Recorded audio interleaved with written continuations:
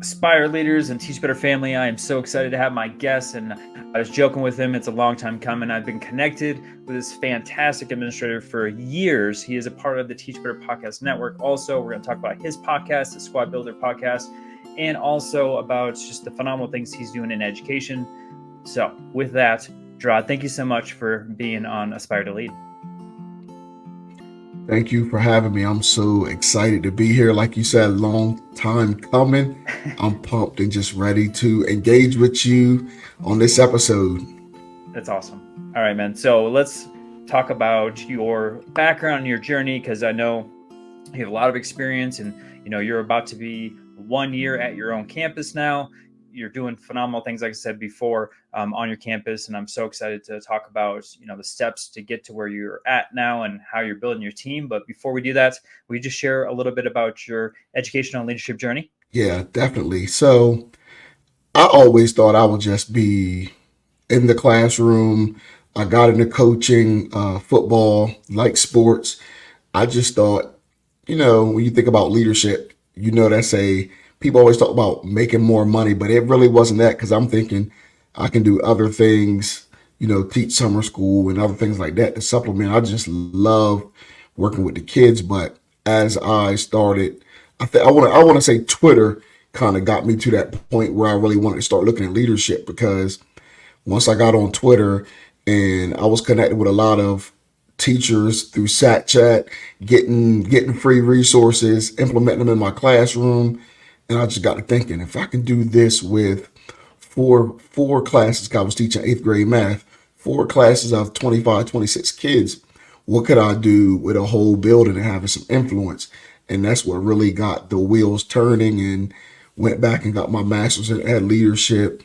Didn't get a assistant principal job right away, but the building I was in, I was afforded the opportunity to move up to be a dean of students. So in a grade 7 through 8 building with almost 1,000 kids, all discipline was on me.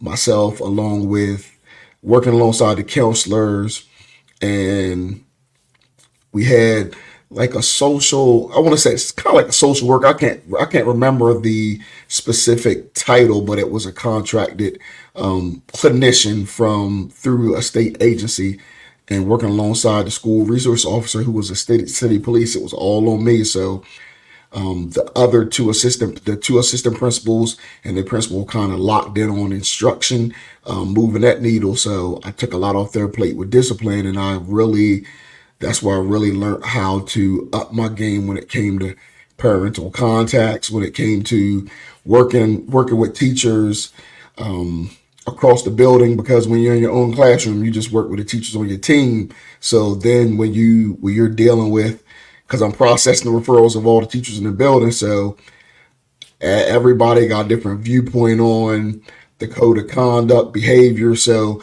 I got a lot of trial by fire there, as well as being on my P's and Q's and just soaking up everything like a sponge. Didn't take anything personal when I made mistakes, and my principal or assistant principal had to, coach me, correct some of the things I did. I didn't take it personal. I ate it and ran with it, and just all those life lessons in the trenches helped propel me to that assistant principalship. And did I've had I had four principals while I was an assistant principal between two different buildings, and learned a lot from all of them. And everything I do is just bits and pieces that I've been taking from people and honing it and making it my own.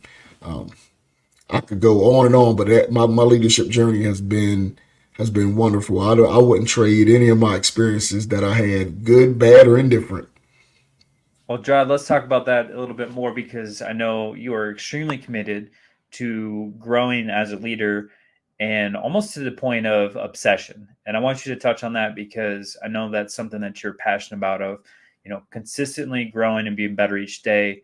And you already touched on a little bit about the different leaders that you've learned from, but I just want you to kind of share, what what got you to the point where you are today? Where did that obsession come from? I want to say that session really came from um, like looking at my upbringing. My parents were awesome. They were amazing, but they weren't education people. Highly into their faith, church 3, 4, 5 times a week. My dad was a leader in the church, but he didn't have a world of education. I want to say he was self-taught. Neither one of my parents finished high school, but I saw that they were able to take care of their family. So I always thought, if I just go a little further, what impact could I make? And once I got into it, I just became obsessed with like never being mediocre. And then I'm a big sports guy, so I like basketball, I like football, and I just noticed and started paying attention to the greats, and they just was obsessed with their craft, and they didn't mind being different. And when you're in a classroom, you really don't want to stand out. But as the years went on, I just got to the point of, hey, I just gotta be different. And when I started noticing that the harder you work, the easier things got. I'll never forget a professor that I had at my undergrad named Dr. Leo Chan, finance courses. He had this thing of, once he would always tell us, once you get used to working at a very high level, things become easier and normal for you. And I never forgot that. And when I came into leadership, I just came in and I observed the lay of the land, and I observed the ones that were really getting after it. And I just followed their lead. Like, if those that are around that's just happy with, coming to work, doing what you got to do and go home, and nothing extra, or the terminology of that's above my pay grade. That's just not me. I'm comfortable with where I am, and I'm obsessed with getting better because it's 2024, and I'm always thinking I don't know where my path is going to lead, but I never. For example, if my superintendent sees something in me in 3 or 4 years, I move in a different role, and it's 2027. I don't want to be in that role. It's like spinning my wheels, and it's things I've never seen before, if that makes sense. So I always want to be growing and getting better, so that way, no matter what role I'm in, it's never a situation of, I've never seen this before. Let me always reach out to my bosses or always reach out to somebody else. I want to be able to think on my feet in the moment, because people want to follow someone that can do that. Not saying they have all the answers, but that people know that their principal is going to work just as hard as them. They're going to see days where their principal, they may think they're the last teacher leaving, and their principal actually may be the last one leaving, or is going home. Like, I'll go home and do my family stuff, things I got to do. And if I know it's something that's going to be, that I'm going to have to deal with in the morning, I'm just going to go back to work and get ahead of it, and set the tone. And that helps my teachers, and serving them. So I just want to be the best at what I do, and be the best Jerod Phillips that I can be every day. And that obsession with just growing and getting better, I just know that the teachers I serve and the kids I serve and the families I serve are going to win the more I get better, like Danny Bauer talks about. Love Danny Bauer. All right, man. Let's talk about Yes. complacency. Complacency is something that I think a lot of leaders deal with, especially the longer they're in a position. And you had talked about being in that AP role. And I know for myself, there were some times where I really had to combat that because it felt like Groundhog's Day. Like the same things were happening each day. I knew my role. And, for you, being in those different leadership positions, I'm just curious, how did you combat that complacency that may set in? If I'm happy where I am, what's to say another pandemic might not hit in November of a Yeah. different sort? And if I'm complacent where I am, November is going to throw me off my game. And from November, because that's going to be a whole set of new kids that I'll be serving in a different grade. in November through the rest of the year, it's going to be spinning our wheels, not seeming like I know what I'm doing, not like my staff frustrated, because they need a leader that they see getting after it. So when I'm coaching them or giving them feedback, they know that I'm not saying anything that they won't see me do myself. And then just being one thing about complacency is I think I always look at that student achievement piece. We see all these reports coming out with, the minimal growth in reading and math. And I know there's a lot of people say that we test kids too much, or it's not all about the scores. Yeah, but us as schools and school districts, we are graded on those, and it is what it is when everything is tied to Common Core state standards. So if a student in my state of Delaware, for fifth grader in my state, is supposed to know X, Y, and Z by the end of fifth grade as the same one in Colorado, the same fifth grader in Colorado, the the playing field is level. So I don't have time for complacency, because what if that fifth grader, him and his parent, moved to Colorado and he's out there struggling, and I've had that student for 3-4 years and did nothing to try to get him to proficiency. So looking at the scores and saying, oh, 40% of my kids are on grade level, and then being complacent with that because it's up 10% from last year. No, it's gotta, I'm a firm believer. I think we could do some astronomical things of seeing some huge growth in the teens and double digits, and not just being satisfied with so and so is always going to be low. That's that complacency mindset.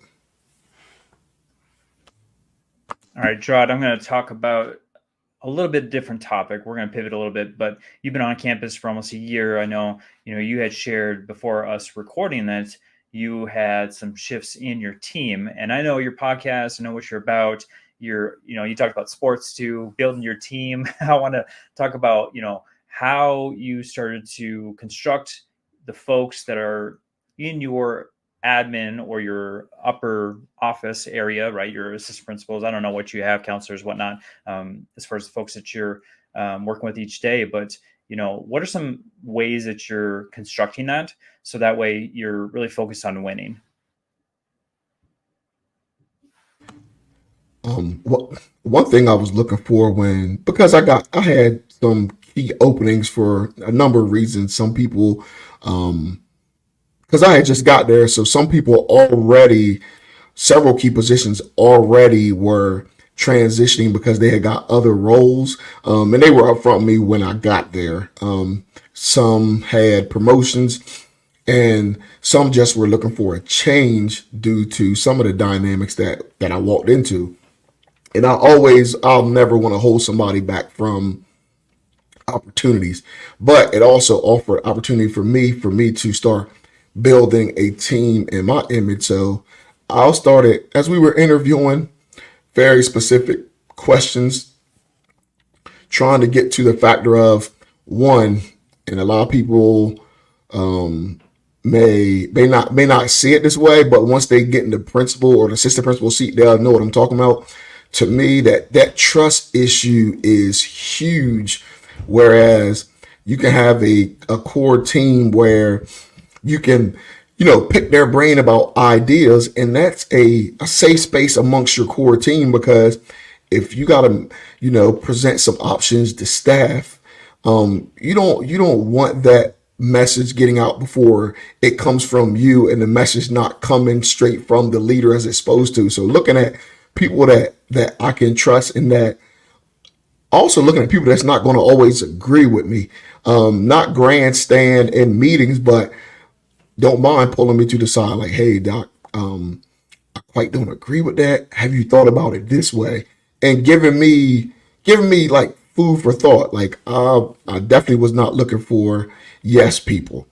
And I also was looking for people that had a resume where it looks like they were trending upward, but it looks like because they didn't have maybe specific experience in that one area, or they may not have the right connections. They didn't get a chance to sit in those seats. I was looking at people like that because, like me, they were be forever grateful for that opportunity, and they're going to get in the trenches with me.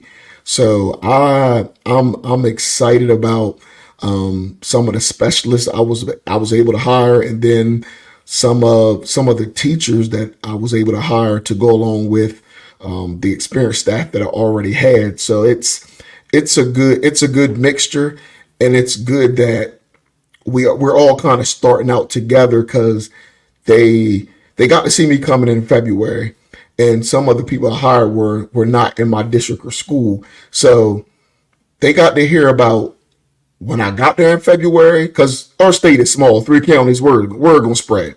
So they got to see what the school environment was like in February, and then they got to see where it was at the end of the school year, and they got to see some things I was doing on social media, putting out there for my school. And I'm a firm believer in the buzz that you create has to be authentic, so that way people that actually work underneath of you can vouch for you. And I know I have staff members and team members that listen to podcasts that I'm on and whatever, and I think anybody can vouch. Like the stuff I'm talking about on here, you could come right to my school and say, "Nah, he's really doing that when he's trying to build a team." Of course, everybody not going to agree with it. With the certain ways I maneuver with building a team, but I'm laser focused on. I got a vision. I believe this is the right thing to do for kids.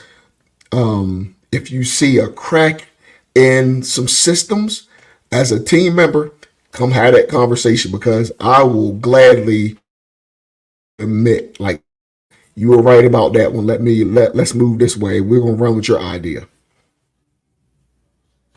Yeah, Jerod, building a team is probably one of the most important things to do as far as an administrator, and probably one of the most difficult. So I love that you're talking about this, and also putting out content on your podcast in regards to this topic, because I think it's something that's not talked about enough, really. Because when you're hiring someone, especially like you said, in key positions to an administrator, I mean, that can make or break a school. It can make and break just the environment. And if it's a wrong fit, man, it is felt through the entire building. And so I love what you're talking about, and I hope everyone is taking notes on what you're talking about in regards to building a solid team of administrators.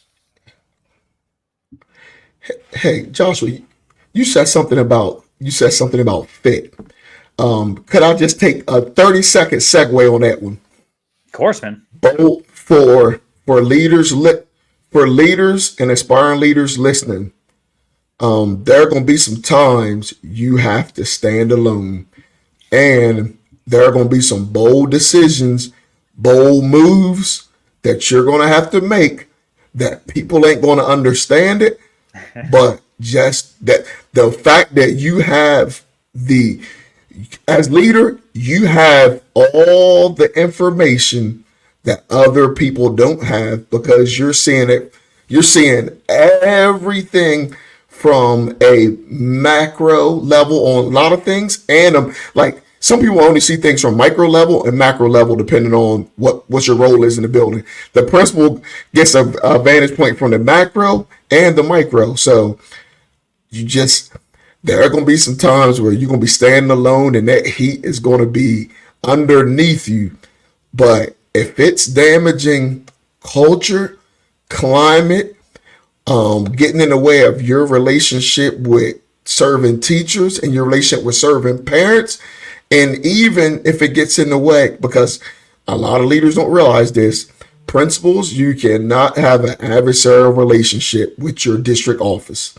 So if there are some things that are getting in the way of your leadership that is causing adversarial relationship between you and departments and district office, you just can't like keep kicking the can on the road every year. When it comes to team building, there may be some team members that may not be in your future 2-3 years if you want to be still sitting in that principal seat doing what's best for kids. So sorry about that, but I had a mic drop it. It's the 2024. I gotta give people the real deal. No, I want you to be honest, and I appreciate you sharing that because there's a lot of things about administration leadership in the building or in the district that are unsaid, and then you get in that role and then you're surprised when you have to make some really tough decisions. And so team building, relationship with the district, all those things are huge. So Jerod, I want to switch over to something that, because you have your hands on a lot of things, and I know one of the reasons you're in the position you are now is because of your affiliation and engagement with state affiliation and leadership organizations. And I'd love for you to talk about why that's so important for our listeners to get connected in that way. And then also just what they did for you in regards to building you up as a leader. So when I first got into became an assistant principal, it kind of was like my principal said, "Hey, you need to be a part of these organizations, and they'll take the dues out of your check." So it was here, boom. And I'll never forget the first year as being an assistant principal was when the NAESP and NASSP were combined, and it was in Philadelphia. Delaware is right close to Philadelphia, so the district that I was in made sure that we made it there. And the fact that some of the people that I had seen on Twitter and that I had been following on YouTube and other platforms, I got to see them speak. Authors and things and books and blogs that I have read, I actually got to see people up close and in personal, and I was hooked. Not starstruck, but hooked on the fact that how personable they were. And it's like, wow, I'm like, this is the way to go. Like I gotta connect with people outside of just my local area. And it's been profound, like the people that I've met and gleaned from.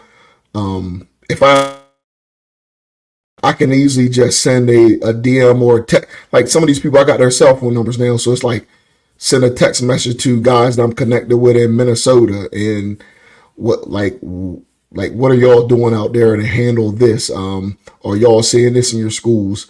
It's just profound. And then with our state agency, been learning and growing and seeing how just the different facets of educational leadership and some of the political ramifications when it comes to policy, practice, things in education that's coming out of Washington, D.C. You really get a holistic view of education. You're just not in a box, and you get to see where you really can. You may have a area of expertise that someone doesn't have. You can kind of get in where you fit in, and it's a good way to meet people, and it's a good way to, because you just never know if you're a principal and your wife is in a different profession and her job wants to promote her and wants to move her to the state of Washington, and you don't want to be separated from your family, so you go. How cool is that to be like, to know that you have 3 or 4 school leaders in that state that you're already connected with, whereas they're going to tell you some districts that are growing and may have some openings for you. Like you can't get that. You can search online, but you can't get that up close and personal information by not being connected. Yeah, that connection is huge. And man, going to conferences and seeing, speakers, authors, podcasters, and then having a chance to connect with them. It's always amazing just how generous they are with their time, their wisdom. And man, I've never regretted going up and talking with anyone at a conference, regardless if they're in the audience or if they're speaking, or at a booth or something. I mean, like, yeah, take advantage of that, especially if you're connected with these organizations. And I can attest to that, Gerard. I've been attached to plenty over the years, and it's only been something that's wonderful as far as professional development and connections. So yes, definitely go outside of your bubble, outside of your district, make connections the best you can. I know you talked about social media, but another way to grow is through podcasts. And you, sir, have a phenomenal podcast, the Squad Builder podcast. And I'd love for you to share a little bit about the origin story of why you created it. And, for my listeners, I'd love for them to jump on and take a listen too. So why should they tune in each week? So Squad Builder podcast kind of came out of as this teacher shortage seemed to be getting worse, from hearing. In my world, it wasn't. In my world, then when I became a principal, I still was getting quality applicants. Still getting a lot of applicants for one job, whereas I would have been happy with my the number third or fourth candidate if the 1 and 2 declined it. So I got in my mind, I need to create a platform or a space to talk about how we get over the teacher shortage, how we be creative on building our teams and maintaining our teams. And another thing is, how do we not be complacent with keeping people in front of kids that shouldn't be in front of kids? That's the part of stuff. That's the part of it that a lot of people don't want to talk about. One of the principals that I had as a teacher that I admired, he said something one day, and it didn't really click. But then when I became a principal, all those lessons kept coming back. He had said, you want to create classrooms and spaces where that if your own kid or later on life grandkid sat in that classroom, you would be satisfied. And then I expounded on it of, I want to create a space where I want to create a school where a parent comes in and says, okay, where do you think I'm coming from? I'm coming from New York. My kid has A, B, C, ding, ding, D, boom, boom, boom, boom. Where do you think what class you going to put him in? Where I can look around and say, okay, he's a third grader. I can put him anywhere. I can put him in any of my third grade classrooms. And my current school, we definitely getting there, where I'm excited about every learning space and the different things teachers bring to the table. And I think the Squad Builder podcast aims to help school leaders, everybody get to that point, as well as even getting to, and I know a lot of interviewing processes are confidential, so I kind of hit the surface level with that. But I really want school leaders to really get to the point where even their interview processes starting to really look at those diamonds in the rough who they may not answer all the questions like the first or second candidate, because they may not be privy to all the buzzwords, or they may not have been privy to a lot of leadership opportunities or teaching opportunities if they were a para. But seeing some hunger and fire in a person and giving them a shot and not being afraid to roll their sleeves up and coach them. Because a lot of times as principals, it's hard doing the coaching. So it's like you kind of want to get people that's ready made, because it makes your job easier. But sometimes those diamonds in the rough that are going to get in there, and the fact that Dr. Jerod Phillips gave me a shot, I'm going to have his back. Ain't nobody going to down him around me. I'm going to make sure I bring some other people that's looking for a change to him. That's the climate that the Squad Builder podcast wants to create. And we want to expound on that and keep bringing on leaders that's not even from education. Like I had a CEO of a construction company on one episode, one of the biggest construction companies in our state that builds a lot of schools. And he was really, really bringing some knowledge that I've been able to apply to my leadership. So not just educational leaders, but leaders from a whole bunch of different backgrounds, seeing the different things that other sectors do that we can do in education to build and maintain our teams, because the stronger our teams are, the more we're going to be able to help kids.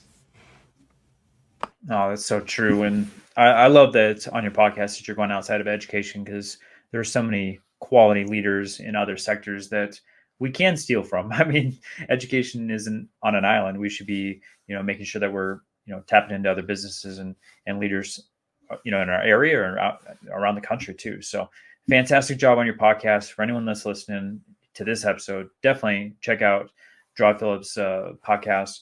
And I want to kind of ask about an actionable step now, because at the end of our conversation, I love that folks are tuning in and hearing your wisdom, but at the same point, I want them to go out and do something to enhance their leadership journey. So if they're to do something tomorrow or next week, Jerod, what would you recommend them do? The first thing, because I'm hearing a lot of this here lately in education, where like for people like me and you, this would like we would kind of have a raised eyebrow. A lot of people, aspiring leaders and current leaders, aren't really delving into literature like they should, or reading. So I think the first thing is, leaders or aspiring leaders, what's the one thing that you're passionate about? Because that could be the niche that lights education on fire. Whatever that one thing is, go find an author in education that's writing about it and follow their work religiously. For example, if you are a aspiring leader, and let's say you're a counselor, SEL interventionist, and that is your wheelhouse, go pick up all the work you can, or pick up one book on one of Brene Brown's books and dig in. Um, if you are, and it's so many different educators. If you're a aspiring leader, but once I get into admin, I don't want to be bogged down with discipline. I want to still have instruction at an all-time high. Go pick up something that's going to light you on fire. Like, kids deserve it. Just so many. Like, I think that's the first step of leaders need to be readers. That's the first step. And then I think the second step is, and I think I did a post about this a little bit after the whole, Club Shay Shay podcast was on fire. I kind of made a post of, for people like me and you, podcasts, like we'll listen to, like if we got a 2 hour drive, we might listen to what, 15, 20 minutes of music tops. The rest of it is podcasting. I just think that everybody needs at least 3 to 5 go-to podcasts, and there's nothing wrong with music, but while you're in that vehicle, or while you're exercising, or even if you're just sitting on the couch, and let's say that favorite show of yours that's trending every week, that's going to take you an hour to watch. Sometimes substitute that hour for a podcast. Like, I know it could seem cliche, but for aspiring leaders and for people trying to build their teams, I think them are the first 2 steps. Dig into something, find something to read, an author that's hitting on those topics, and delve into it, and find you 3 to 5 go-to podcasts, because I found you can listen to interviews on a TV show all day long of a person that wrote a 500-page book. You'll gain so much more from what they put pen to pad than what you gonna gain from just listening to that interview. I think that's 2024. I think that's huge as leaders. That literature piece, and you got to be because the podcasts come from people that's actually doing the work, like, and they have firsthand knowledge because they're actually doing it. Um, like you're interviewing leaders all the time, so listening to your podcast, they're going to glean stuff from you. They're going to glean stuff from your guests. Well, I think you touched on something really important there, which was what are you passionate about? Because I think that's something that gets lost quickly for leaders, for administrators, because of the busyness of the job, some of the tasks that take so much of your time. And I know for myself, I had to pretty much every year reset and say, okay, what are my passions? What have I lost track of? What do I need to dig deeper into and set time for to make sure that, I'm feeding into myself and my passions and things that are obviously going to enhance the campus, but at the same time, that's going to keep me alive and keep me wanting to come to work, wanting to, keep that fire burning, and not be complacent like we talked about earlier. So I love that. But yes, definitely literature. I mean, you can see behind Jerod, you can see behind me if you're watching on YouTube. We've got books galore, and this is just a small percentage of what's in my office.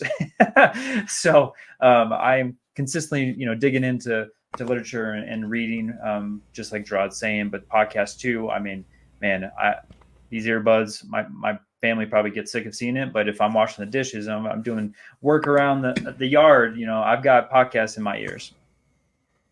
Yes. And it's like, I gotta laugh about it because I'm glad I'm not I'm glad I'm probably not the only one to get in trouble with my wife for that. No, you're not alone, buddy. It's like, honey, I'm really not ignoring you, but this podcast had like 10 minutes left, and I really and I pulled up in the yard, and I didn't want to stay in the car and listen to it. So I really need to finish it. No, you are not alone. And Jerod, I want to actually thank you because you are extremely passionate about leadership, but you're also always growing, and you do that in multiple ways. I was on the Focus Ed podcast, and that is a little bit different setup where they actually invite folks to come into like a Zoom room and listen to the interviewee. I had a chance to be on that podcast, and I was looking to see who was joining me, and I saw you there taking in the podcast episode before it even dropped online, and it was great to see a familiar face. I don't know if I ever got a chance to thank you for being in attendance, but it made, I don't know, I was at ease during the interview. I felt like because I had someone there that I knew, was connected with, it was fantastic. So I want to publicly on this podcast thank you for that. I love that you're growing consistently. I love the work that you're doing. I'm so proud of what you're doing on your campus this year. You're killing it. And also just love that you're on the Teach Better Podcast Network. So with all that, thank you so much for what you do, but then also thank you for joining me tonight. No, I'm honored, and it was great to see when that got put out there and that you were the guest. I'm like, and I had a meeting that day, and I'm like, nah, gotta cancel. I gotta go support my colleague. Gotta go support my friend. Like he's showing up at my state. I gotta go support him. Well, I appreciate it, my man. Like I said before, it's been a long time coming. And it's been such an honor, not only to be connected, but then also to have a chance to amplify you tonight. And I just can't say enough about the work that you're doing. So everyone, make sure that you're connecting with Jerod. We'll have the links online at joshtemper.com. And then, of course, make sure that you're hitting that subscribe button on YouTube as we're growing, both not only on this channel, but then also at Teach Better. That community is growing every single day. And with that, I want to conclude and thank you again, Jerod, for being on the podcast. No, thank you.